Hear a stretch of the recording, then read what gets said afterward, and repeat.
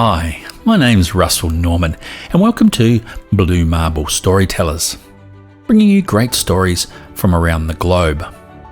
In this first ever episode of Blue Marble Storytellers, Deidra Whitt Lovegren reads her story, No One Really Explains. Deidra is an author of nearly 100 short stories, many of which can be found on both Ridsy Prompts and her own website, deidrawhittlovegren.com. She is also my co-host on Read Lots, Write Lots podcast, where she interviews fellow writers about their writing journey. She currently lives in Florida, although soon to move back to her native Virginia. Please enjoy.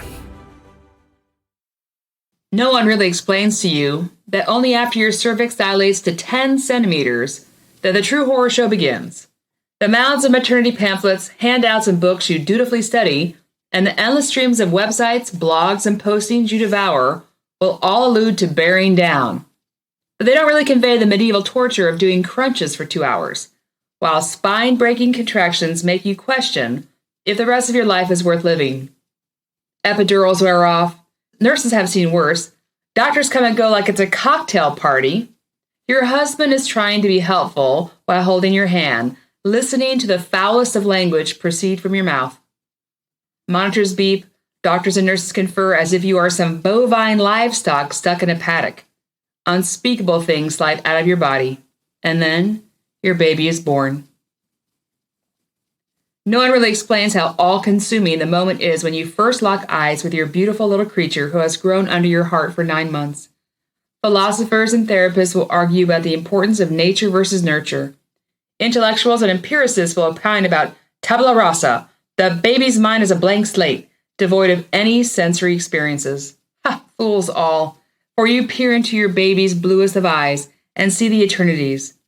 In the idyllic hours of night when you breastfeed, the most sacred of all human transactions, the baby's hand will reach up and touch your chin.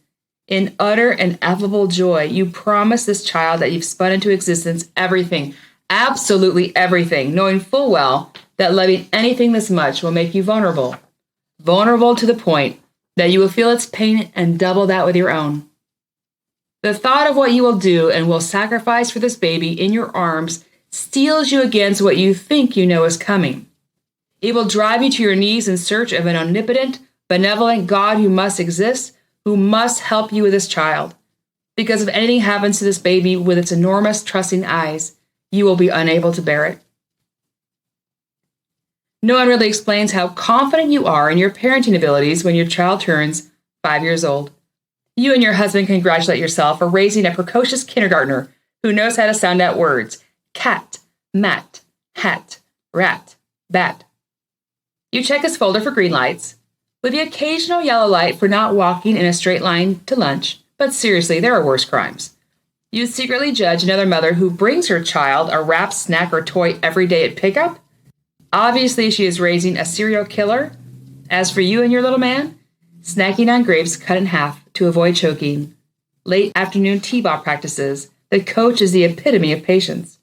Slurping spaghetti, like Lady and the Tramp, and 30 minutes of television before diving into a pile of books. Goodnight, Moon.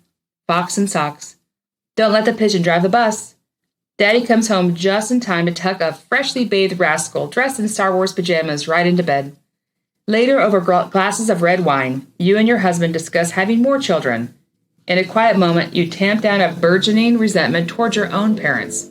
Sure, they show up occasionally and play some cartoon version of being grandparents, but how were they so deficient in raising you? It just isn't that hard. No one really explains what a shrill, desperate harpy you become when your son hits adolescence and you are walled off from his life. Yes, Erickson's Stages of Psychosocial Development clearly illuminates his identity versus role confusion.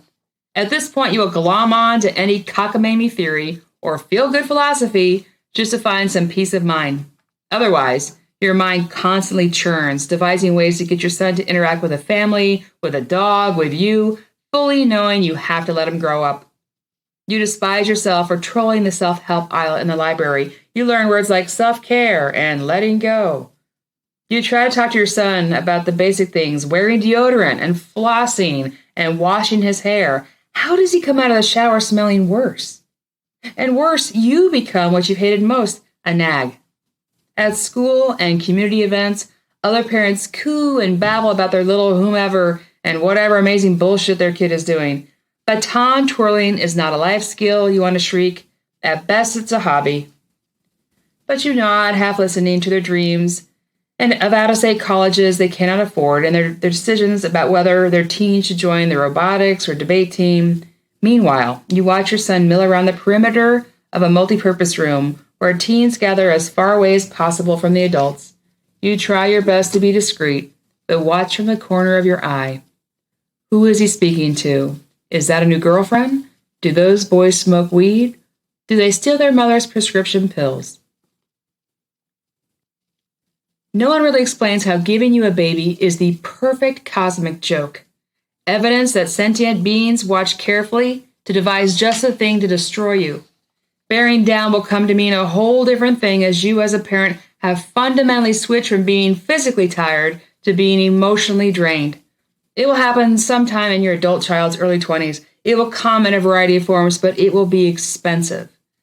First responders will most likely be involved, with accompanying flashing lights, paperwork, court appearances, attorney bills.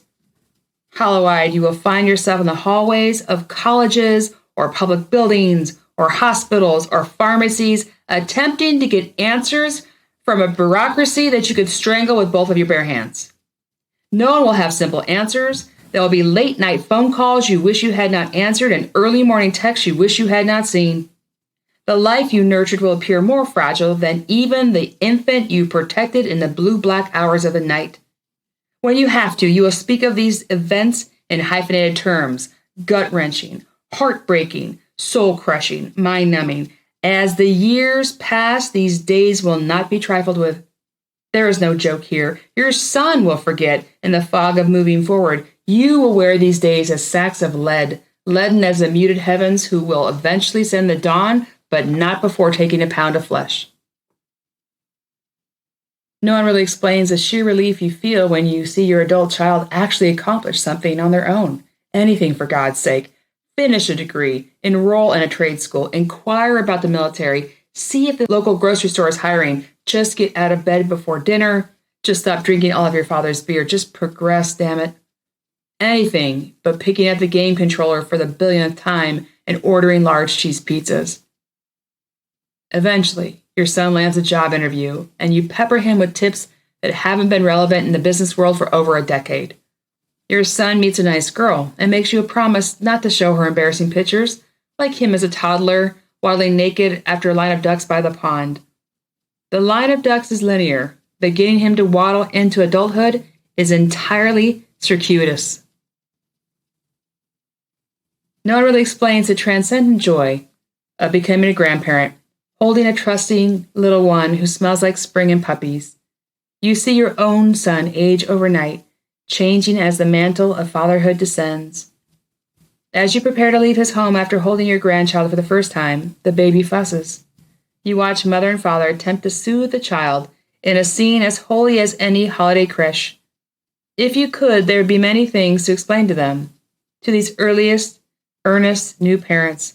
But the most important and tenderest things cannot adequately be explained, so instead you leave them in peace.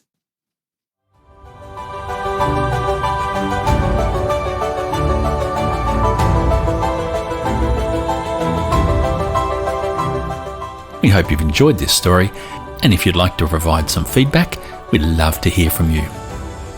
You can leave your comments at bluemarble.storytellers.com. If you're a writer and would like to showcase your work on Blue Marble Storytellers, or talk to us about your writing on Read Lots, Write Lots, get in touch with us by leaving a comment on our websites, readlotswritelots.com or bluemarble.storytellers.com, or by sending an email to bluemarble.storytellers@gmail.com. So until next time, thanks for listening, and bye for now.